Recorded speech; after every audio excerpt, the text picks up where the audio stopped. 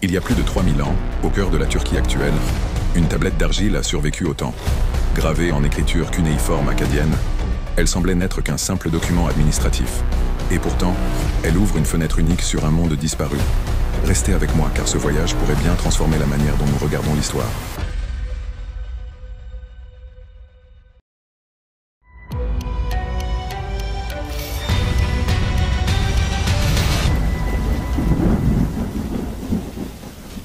Cette tablette a été retrouvée sur le site d'Alala, une cité florissante de l'âge du bronze. Datée du XVe siècle avant notre ère, elle raconte un récit étonnant de banalité. Un achat de meubles, tables, tabourets, chaises. À première vue, rien de spectaculaire. Mais c'est justement cette banalité qui lui confère une puissance extraordinaire.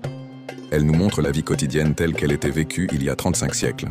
Là où d'autres textes anciens évoquent des rois, des dieux ou des batailles, cette tablette témoigne de gestes simples. Meubler une maison, préparer un foyer. Elle dévoile un monde d'artisans, de commerçants, de familles. À travers ces signes gravés dans l'argile, nous entendons presque le bruissement d'un marché, les voix discutant d'un prix, l'écho d'une économie locale déjà bien organisée.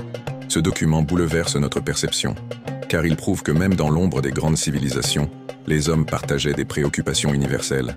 Se nourrir, s'abriter, décorer leur intérieur, rechercher le confort. Des gestes que nous faisons encore aujourd'hui. Dans la poussière d'Alala, l'humanité nous tend un miroir. Ce que nous croyons moderne existait déjà, sous une autre forme. Les archéologues ont été frappés par la clarté du texte. Les mentions précises de mobilier révèlent une économie capable de produire, de transporter et de vendre en série. Derrière ces lignes se cache une organisation sociale raffinée. On imagine des artisans spécialisés, des marchands tenant leur compte, des acheteurs capables de comparer, négocier et planifier leurs besoins domestiques. Cette tablette est plus qu'un vestige, c'est une trace d'humanité. Elle nous rappelle que l'histoire ne se limite pas aux empires et aux batailles. Elle est aussi faite de gestes ordinaires, de moments intimes, de choix de vie.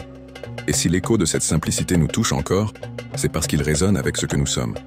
Abonnez-vous pour continuer à explorer ces fragments oubliés du passé, car chaque découverte cache une histoire qui nous rapproche de nos origines.